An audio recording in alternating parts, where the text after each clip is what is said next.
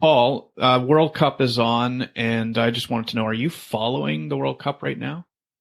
England would be your team, I Sort of. guess.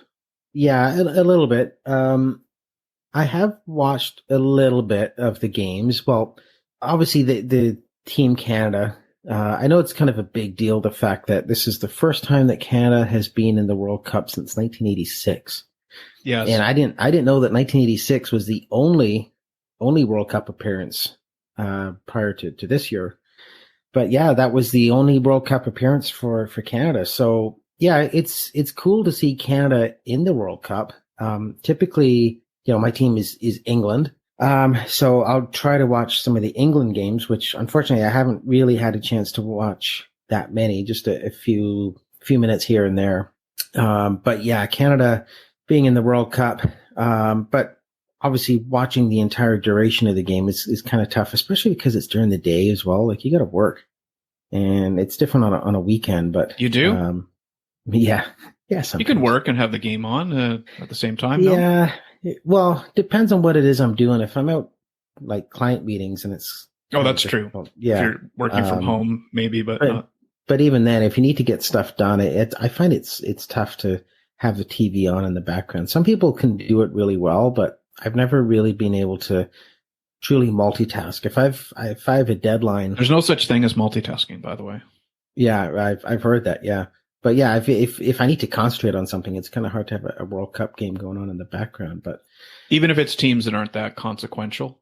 yeah, it's still that distraction. Yeah. But And I don't like to yeah, have it on mute because then I don't know. I agree. I have that issue with that cognitive shifting of yeah, something going on in the background. And I like to be on one thing or the other. Now, baseball games, not to take it too far off topic, but radio baseball games are one thing I can kind of do when something else is going on.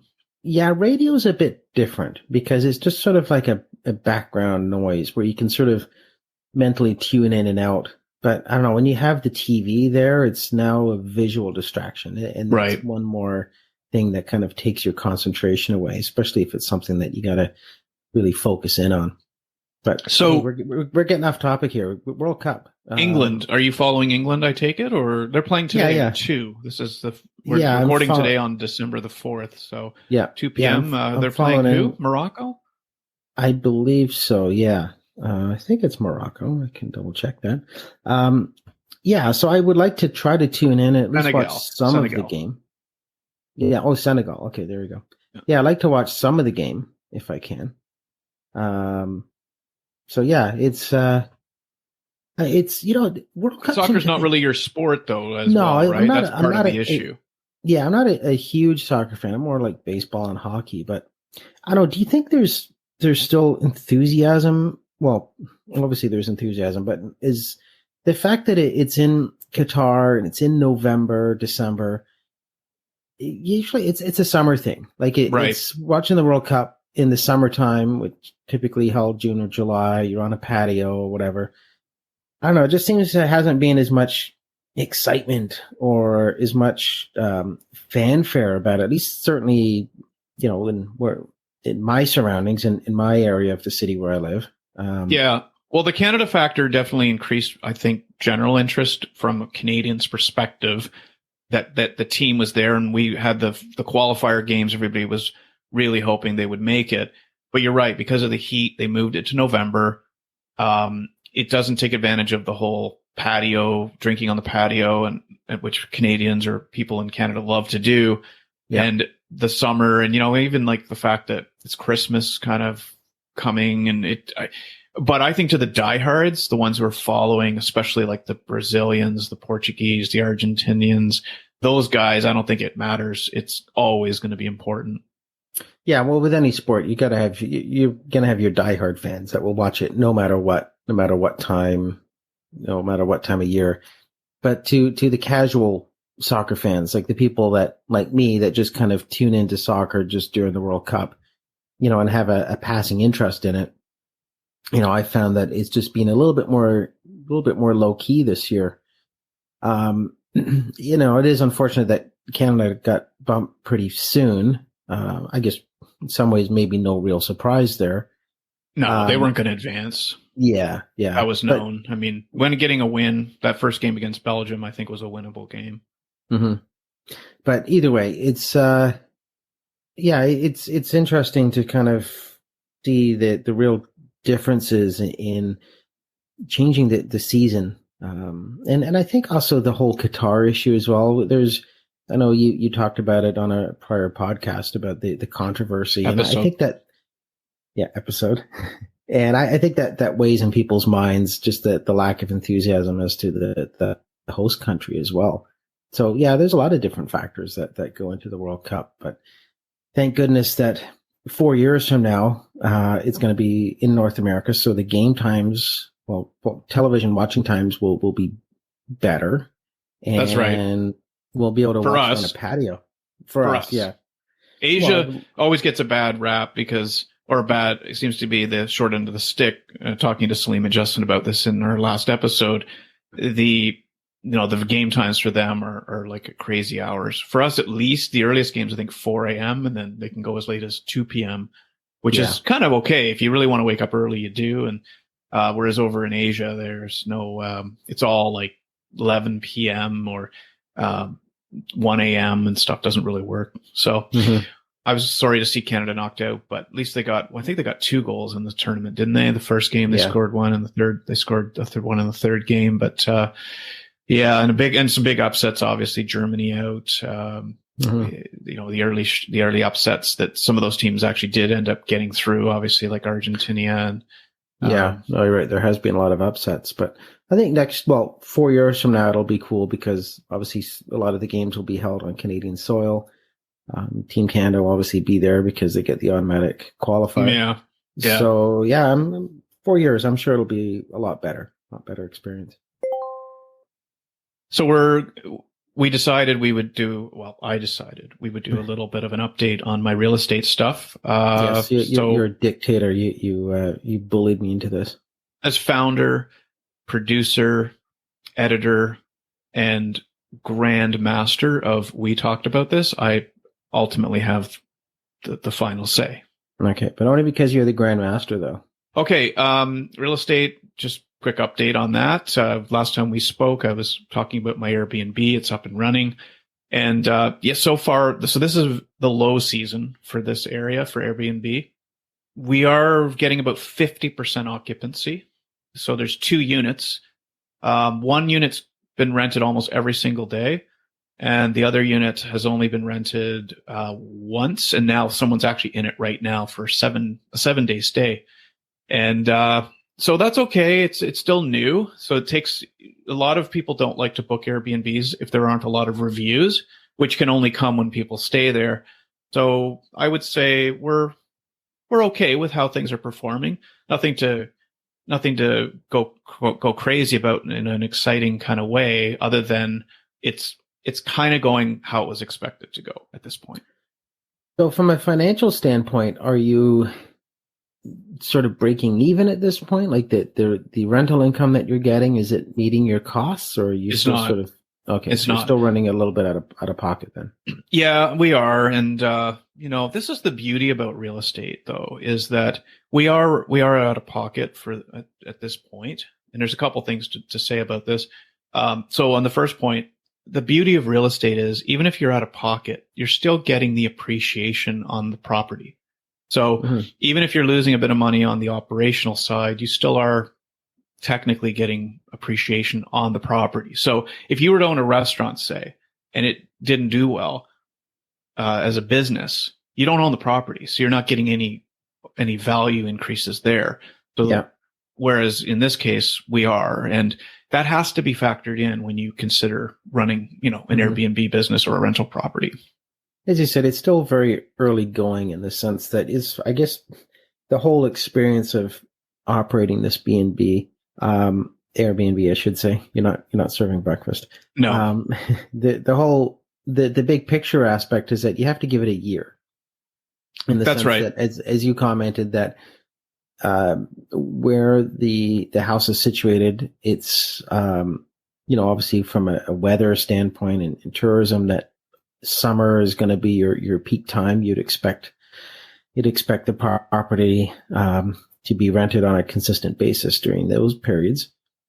So yes, although the property isn't a summer property, so it does have the ability to be. And we went into it knowing this, that it's not a place by a lake that you go and relax with your family on summer vacation. Yeah. It's more of a workspace, a transit of some sort, temporary living quarters. And so but it still will be a lower time of year at this time. Yeah. But we've had some interesting rentals that have used it. Yeah, I was going to say, like, have you sort of done research to figure out where the rentals are coming from? Because if by doing sort of like that market research, you can figure out, it's not research at all. We just ask the question, whoever rents it, we say, hey, welcome, or thanks for looking at our booking it or wanting to book it. Just out of curiosity, what brings you into Trenton? And, so we do find out the reasons for it. Everyone's shared it. So it's anything from contractors working in the area who are looking for a place to stay while they do a job nearby. Because contractors in that area are very hard to find. So I think a lot of people are bringing them in from outside and probably paying for them to, stay local. We've had bereavement reasons. A family from BC came to attend the final days of someone who was passing away in a hospital, and they stayed. We've had two such stays like that, actually. And then we've had a couple of other contractors one guy came twice. He spent 6 days, went home for the weekend, came back Monday and rented it out again for 6 days. So that's been the general. And we had a girls' night. I think like a bunch of 50-year-old women had some kind of a girls' night. There was just one night, which we typically don't let it be rented for one night. The belief on that is that it prevents partiers. However, on this girls' night, we allowed it. So I guess maybe the age of gray, a lot of gray, sort of golden girls kind of look. Golden girls party, yeah. So I guess when you get a request where someone trying to book it, you can vet that. Like, so for example, like if you get a bunch of, a frat party or something like that, you have the option to say no. Well, yeah. So we ask what the purpose is, and then you can also look at the reviews they've had from previous bookings. So guests get reviewed and the hosts get reviewed. So you can see the history of what sort of reviews they got. So if you do see, well, they were very noisy, they trashed the place or whatever, that's something, if they did it, we would probably be able to know about that. So I thought you had a property management company that kind of handles the actual transactions. We do. Oh, okay. But you still have notifications, or you still have say as to who gets. I can see. No, I'm pretty silent with it. I can see the activity going on, but I don't see the booking part. That all gets done by the people I've got managing it. But I do see correspondence between them and the guests. So, and I see when it gets booked, or if someone asks a question about a booking before they book, I can see that. Mm-hmm. Okay, so for this property management company, you have given them a criteria of groups that you don't want. Well, they kind of do it. They're the ones who are doing it. They know what I don't want. You know what I mean? Like, they've got the experience. This is why I hired a property manager who specializes in Airbnb, was because I wanted someone who's seen it all before. They can recognize patterns, or they just know from experience how to handle an Airbnb. So that's come in quite handy. I don't know how many things haven't happened because of them, but I know what the process is that they take to ensure good quality guests. And so far, so good. I guess that happens more often than you think, where you have bad guests that trash a house. It happens less often than you think. Well, because I guess it's different with Airbnbs, in that you have that accountability in the sense that if you have if you have someone that rents and they have a bad experience, then essentially they won't be able to rent. That goes against their record because of the reviews placed against them. So exactly. Yep. Yeah. And you have to show your driver's license when you register as a guest. So there's a way to track you. So if you just have a bad experience and then, decide, I'll just reinvent myself on Airbnb again, as a new name or whatever, they'll probably find you when you try because you have to show your driver's license, or some sort of government ID when you register as a guest. Okay. Well, it's good to know. That's interesting. I didn't know that. I thought that there was a higher likelihood of, I guess, sort of taking that chance with people that, would come into your house and you're not sure if things are going to get broken or there's going to be, parties or garbage, that type of thing. But I guess it gives you that little bit more peace of mind knowing that there's controls in place. There's more controls in place with this than long-term rental, for sure. I mean, you can vet somebody and do all the right things to hope you're getting a good long-term tenant. But once they're in, they're hard to get out. So, even in the case of something bad happening with an Airbnb guest, Airbnb will pay for it if they trash the place. That's part of their service, is they will compensate you if a guest does trash it. So that's the other thing, or the one thing. And if they're not great guests for a couple nights, they're gone. Like, whereas a long-term tenant could be a nuisance every Saturday night and Friday night, or every night for that matter. And then what do you do? It's very, very difficult to evict tenants in this province. And long-term tenants that, maybe skip out on paying the rent, and then you're caught having to, float the property for a few months without having income coming in. So yeah, it's interesting. Good to know. The second thing I wanted to say very quickly was that you have to look at Airbnb on a year out basis. You can't just start renting it and say, 2 months in, this isn't working. You can't look at it that way. You have to look at it on a 1 year, at least a 12-month basis, because there is a high and a low season. You're new. You just can't say, oh crap, we had a bad month. If you're 5 years in, maybe then you start looking at it and saying, why did we have such a down month when the previous years we had a great month, that kind of thing, but not this early in a new listing. This is a topic that actually I was traveling down the elevator in my building where I work. They have this elevator news network thingy. You've probably seen them.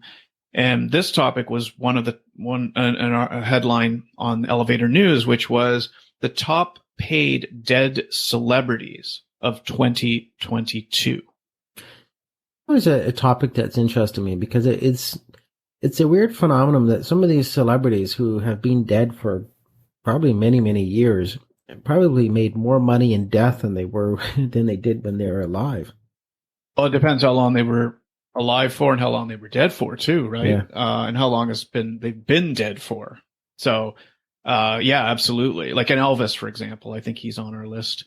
Yeah, he's been dead for 50 years, and or maybe 45-ish. 45 years, yeah. Yeah, and he's certainly brought more money in, I would think, than when he was actually alive, especially too with inflation and everything.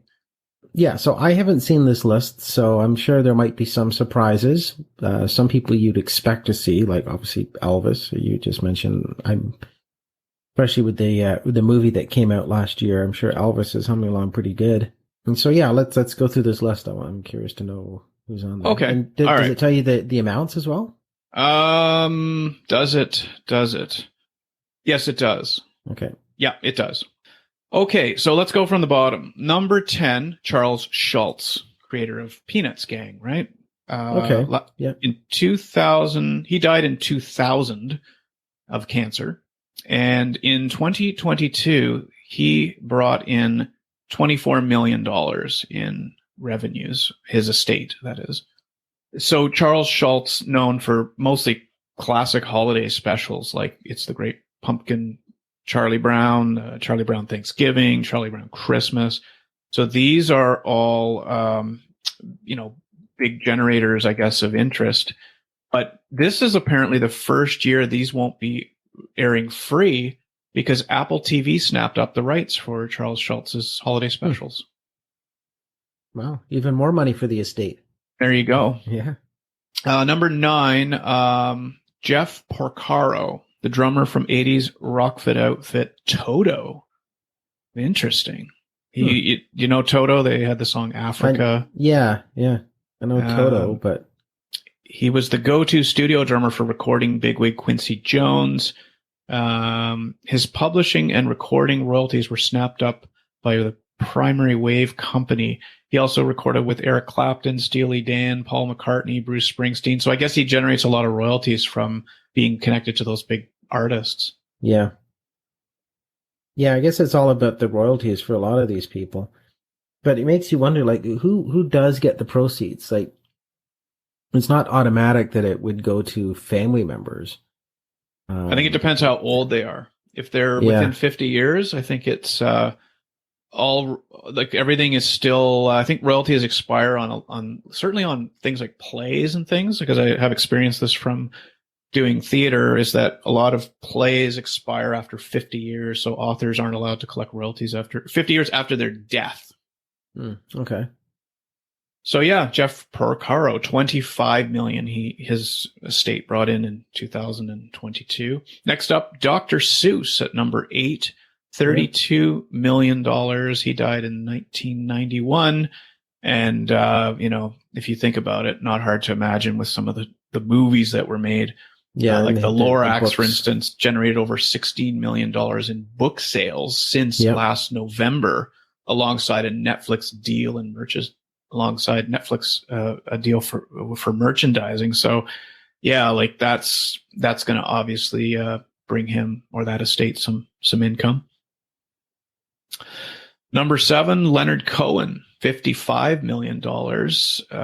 He died in 2016, and his publishing and masters were snapped up by a company called Hypnosis.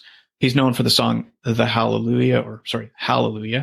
And he's been picked up by various people have repeated his songs or covered his songs. So that's not surprising that I was going to say, it sounds like some of these people could just be like a one-time only thing, in the sense that if their collections were purchased by a company, whether it's Netflix, Amazon, whatever it might be, it's sort of the estate would have that one-time huge payout.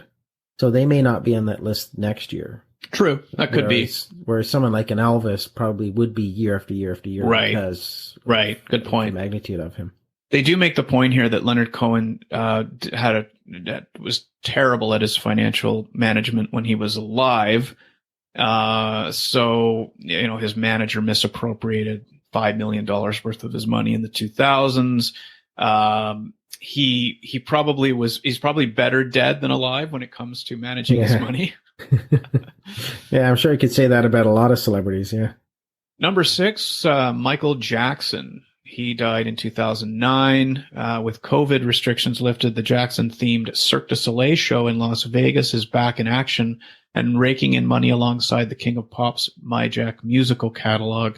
And there's a new cash cow in town, the MJ the Musical on Broadway, a jukebox retelling of Jackson's story. By November, the musical will have grossed $80 million. $80 million, according to the Jackson estate source.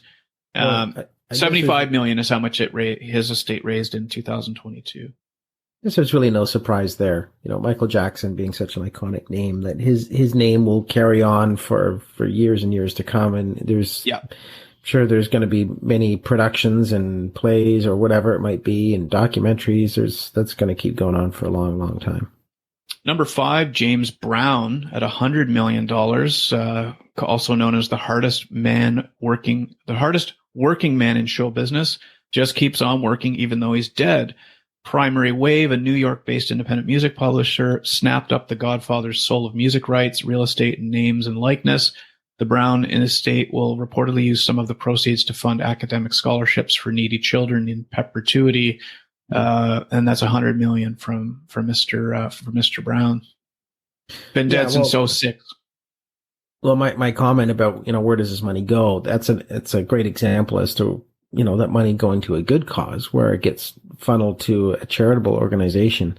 Mm-hmm. Whereas a lot of times you would picture that a lot of this money would probably go to lawyers and various people behind the scenes, and may not necessarily agents, people collecting top. Yeah. Number 4, Elvis Presley at $110 million, been dead since 1977. The king benefited handsomely from COVID cooped up tourists ready to treat themselves to a vacation at his Graceland mansion and resort. At least $80 million of Presley's earnings come from tour tickets, shows, and merch, according to sources close to the estate. The estate didn't make a ton of money directly off the smash Elvis biopic, but the hit film is expected to lift Presley's earnings for at least the next 18 months as fans, new and old, look to own their own piece of the king. Now, I'm surprised that he's not number one, especially with the renewed interest in Elvis because of the recent movie and everything. So right, what's what they're saying, right? Maybe it'll come next year. Maybe, yeah. So I'm curious to know who these next three people are. Okay, number 3, David Bowie. Raked in $250 million. He's been dead since 2016. The sale of David Bowie's publishing catalog and masters to Warner Chappell in January generated enough income to make Major Tom jealous, to the tune of $250 million. So this was the purchase of the estate. So again, probably like you said, it was probably a one-time thing. Yeah. Number 2. Do you want to take a guess on the last 2? Any guesses? Is Marilyn Monroe on that list? Not in the top 10, no. I don't know. I'm trying to rack my brain as to who might be the top 2. One of them probably won't be a surprise. The other one might be a surprise until you think about it a little bit. But number 2, Kobe Bryant. Okay. All right. Yeah. I can see that. So they say that the LA Lakers legend had a 7% stake in the Body Armor energy drink and served on the company's board prior to his 2020 death. In November 2021, Coca-Cola agreed to buy out the 70% of Body Armor it didn't already have for $5.6 billion at an $8 billion valuation. Bryant's estate received a reported $400 million in proceeds from the sale. So $400 million for Kobe Bryant in 2022. Okay. So I'm not surprised that Kobe Bryant's estate would still be a huge money earner because of obviously the popularity of who he was.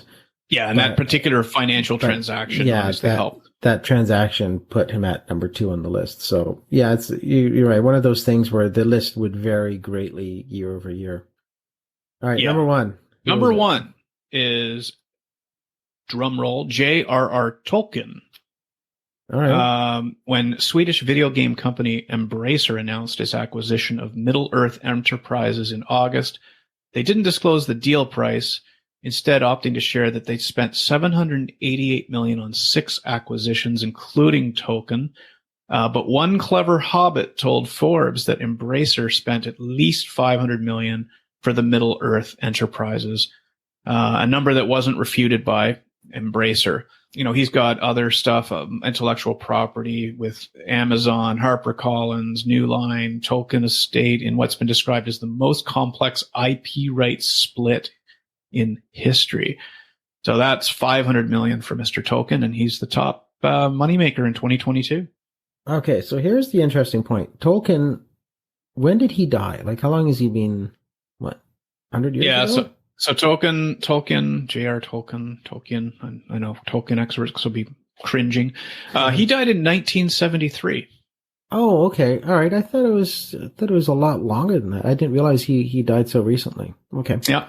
But, all right. Either way, my point I was going to make is that this is an individual who has been dead for a while, almost 50 years. Said I thought he was dead a lot longer, but as more time goes by, again, where does the money go from the estate? Right. So yeah, I'd be interested to know, where it might go to the family, and I mean that's not a bad thing, I don't think. I mean, that's part of they leave a legacy behind, right? With their the work they did, and their family generations should probably have a part in that.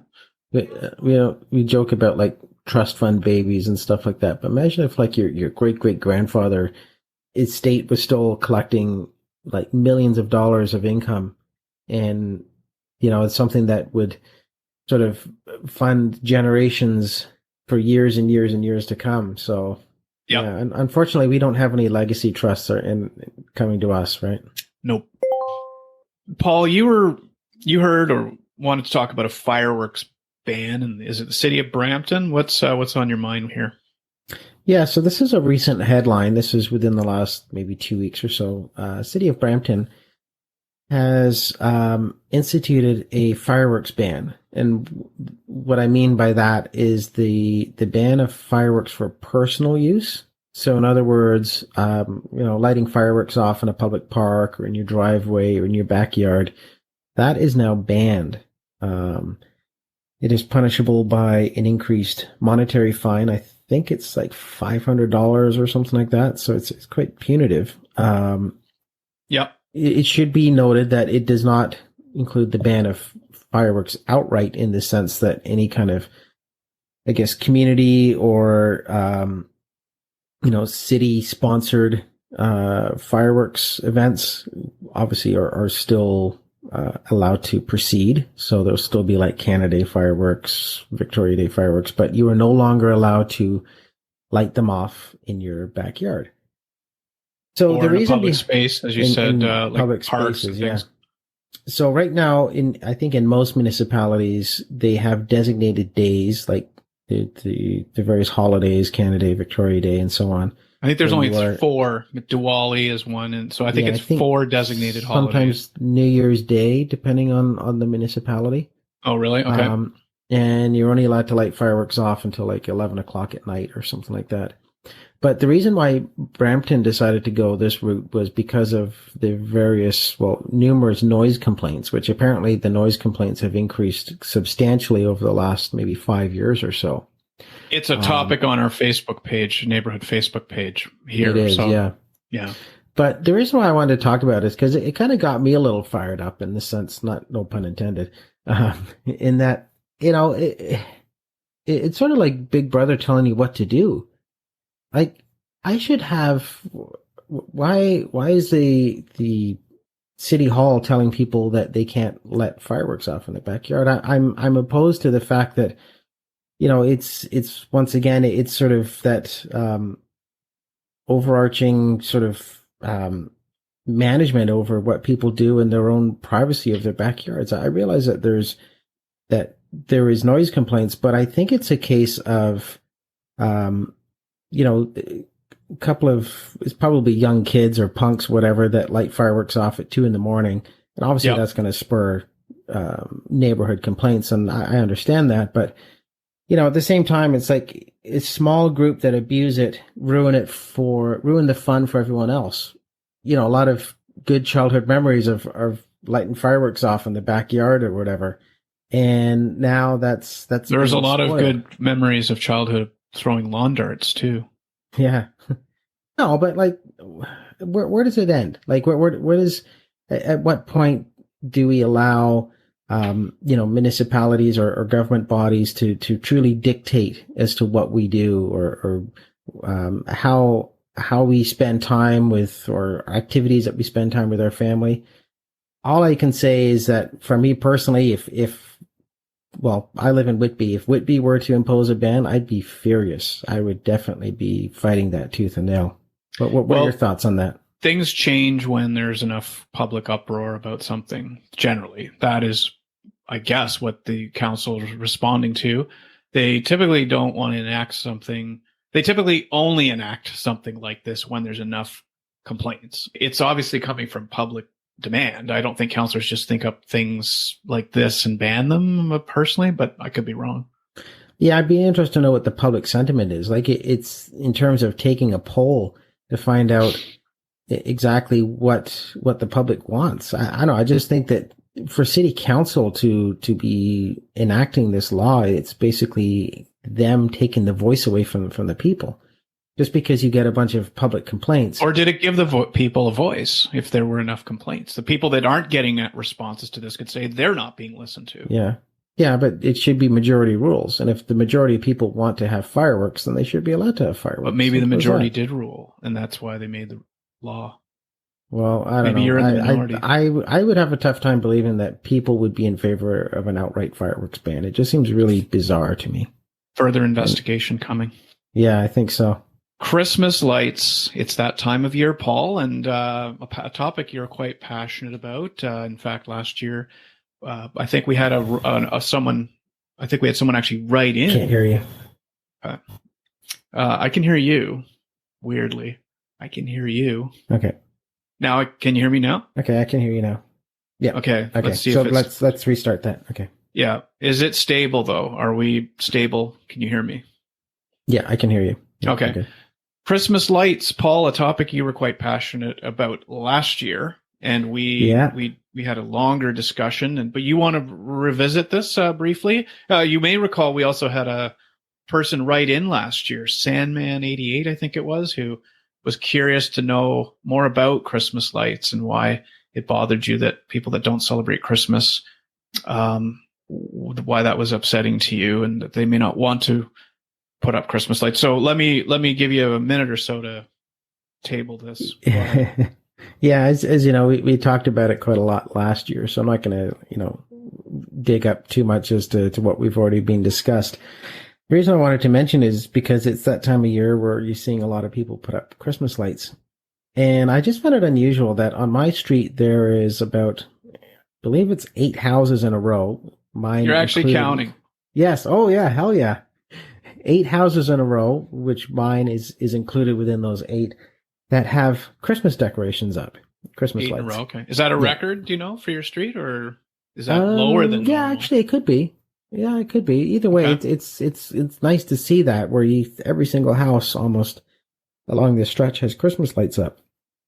Whereas on the other side of the street, there's like 8 houses that don't have lights up. It's almost like all the lights are on one side of the street, and the houses on the other side don't have lights, which I think is a little bit bizarre. So, but just more of a bizarre? comment. Well, yeah, like why is it that I don't know? I still sort of maybe people in those houses don't celebrate. Don't defend them. Hey, well, but if they don't celebrate it, I said last year that there is a lot of areas, like for example in Ajax, which is close to me, that is a very multicultural area. There's certain streets that have every single house has decorations up, and they're not necessarily all Christians. It's the fact that Christmas is becoming almost like a non-denominational holiday, one might argue, is that you don't have to necessarily celebrate Christmas. You just get into the quote unquote festive spirit, and you put lights up to be festive with your neighbors. Paul, who's to satisfy my expectations of what Christmas should be. Anyway, I just think that it's a nice thing to put Christmas lights up, and it just boggles my mind as to just when you have large stretches of homes where people have no interest whatsoever. I have a feeling this is something that you're not going to let go, and we're going to have to just agree to disagree on. Anyway, this will be continued in exactly a year ago from now, when we're going to revisit this topic again. Well, I will say that when you first mentioned this topic a couple weeks back, I don't have any Christmas lights up then, and nor do I have them up now. So, the other thing I'll add to it is perhaps not everyone puts up Christmas decorations before December 1st. You're talking mid-November when you raised this concern, and it's now the 4th day into the month. So who knows? Yeah. Maybe there's some hope yet for Christmas lights to show up on those delinquent houses across the street. Yeah. Well, just so you know, I'm going to be coming over to your house this afternoon to put up your Christmas lights. Perfect. Be my guest. I've got them. I just haven't put them up yet. All right. Well, put them up then. Jeez. Okay. You also had you were actually a wealth of ideas and creativity the last few weeks. You also wanted to talk about, I don't know if it's specific to Trudeau, but political signs or shirts or stickers, etc., with expletives like F Trudeau or F, pick your favorite politician or celebrity, I guess. What's going on with this one? Yeah, I just thought that this was an interesting one because I'm seeing more and more of the F Trudeau, F-U-C-K Trudeau bumper stickers and flags. You're seeing that more and more. And I think that, well, for those that are obviously unfamiliar with Canadian public events current events, I think a lot of this, there's always been opposition to Justin Trudeau. Being of the Liberal Party, a lot of conservatives obviously do not like Trudeau. Yep. But a lot of this stemmed from the fact that last January or February, when there was a lot of protests that happened in Ottawa, the blockades protesting the various Freedom Convoy, the Freedom Convoy protesting the COVID-19 restrictions, the various travel restrictions that were in place at that time. Yep.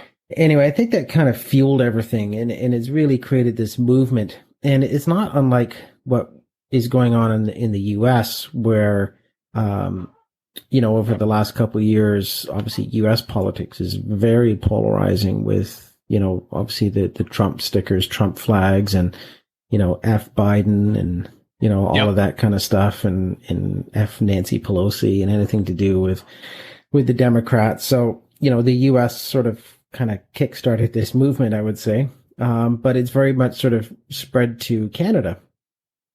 And when I was in the U.S. a couple of weeks back on vacation, I went by this t-shirt shop, and it was all about, Donald Trump t-shirts, and, the Donald Trump's going to take back the election, and F Biden, and, all of that. Democrats are evil, all of that kind of sentiment.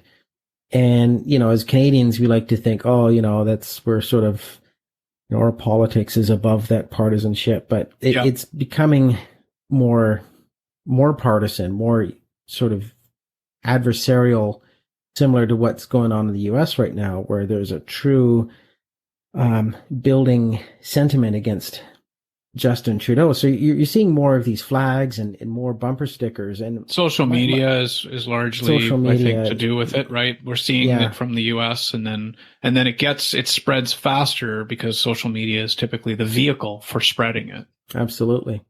So, my thoughts on that, in terms of getting a bumper sticker, that's a big statement. And believe me, I'm no Trudeau fan. I'm a conservative. Hold on a second. I'm no Trudeau fan, sticker is I would not get a bumper sticker. I would not put that on my car, because I think it's kind of vulgar.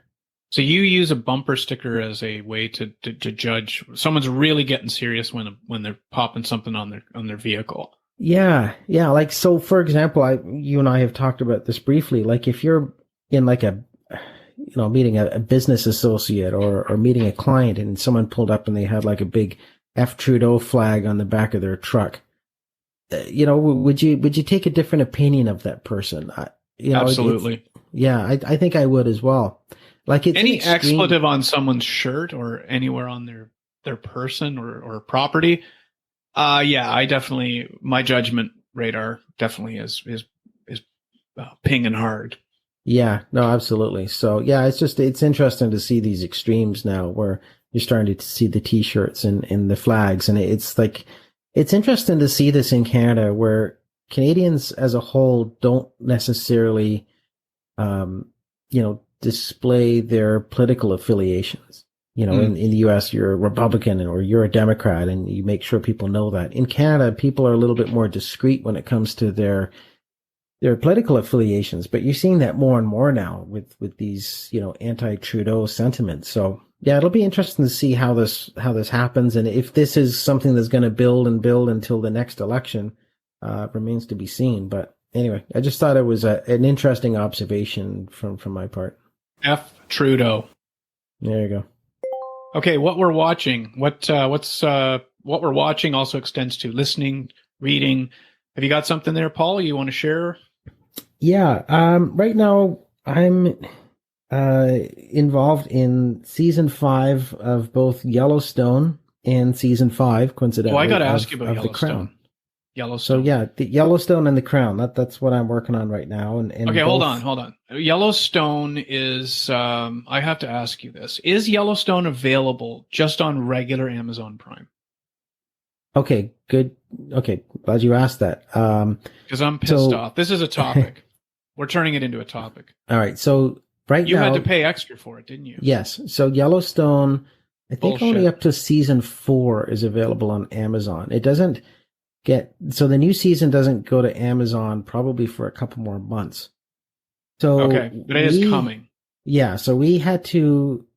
The only reason why we have access to it is through Paramount Plus, which you paid for. Yeah. So there's the Paramount channel, but then Paramount Plus is an additional channel that you have to purchase. It's like this is the thing about Amazon. $5 a month or something. It's bugging me because on Netflix, it's at least what is on Netflix is available on Netflix. Yeah. But Amazon's got these little things now. You still have to pay for a lot of stuff on Amazon, which it's a pain in the ass. Pisses me off. It's not that much cheaper. Amazon. Well, maybe that's where they're coming up with the logic is that because you get Amazon Prime by.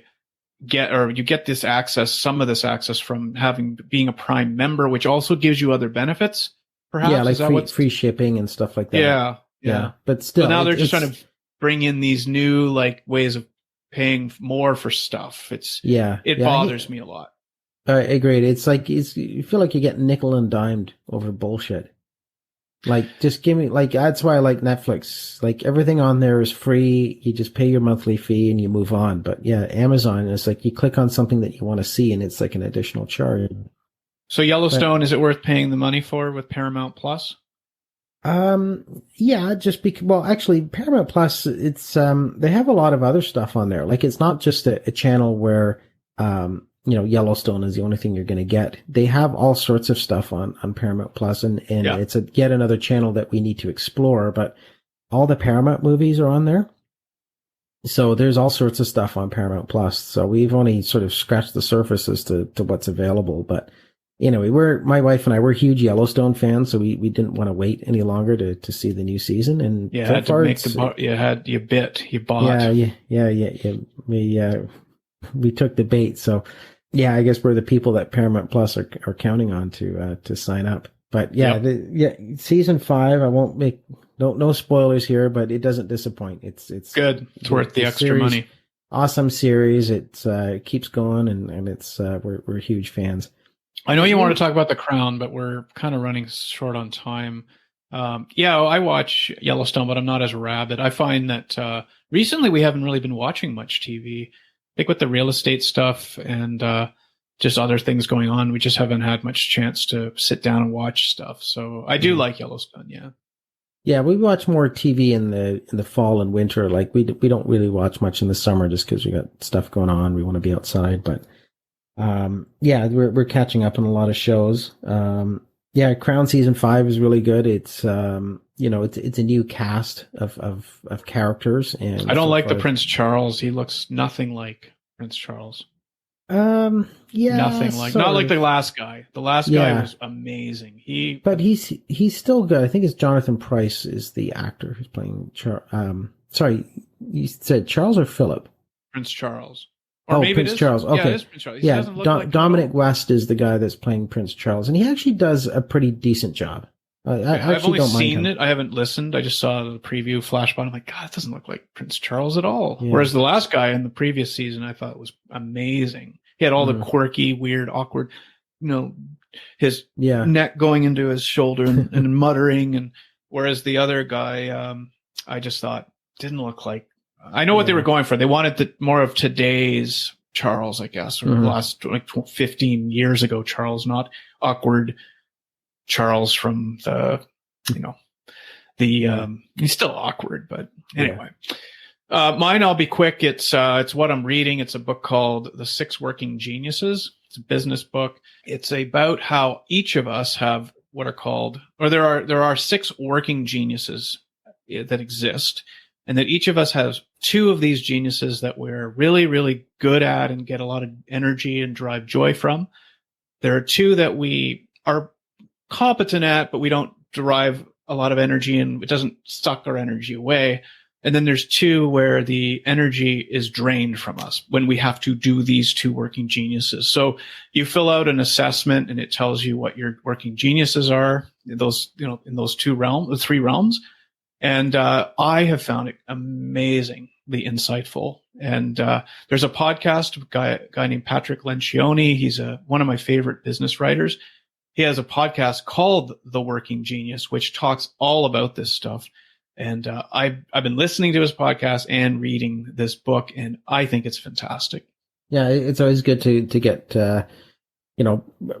personal references in terms of good material to read and stuff that's going to be effective. So yeah, like my working geniuses are the genius of wonder and the genius of enablement. So my strengths are thinking about things, saying, what if we did this or what if we did that? And then my enabler genius is about helping people get things done. So is this sort of like a self-assessment type of thing where you're finding your strengths? Yeah, because I've done like self-assessments in the past to sort of discover your personality traits. Yeah. To kind of find your strengths and weaknesses. So I'm assuming it's sort of along the similar path.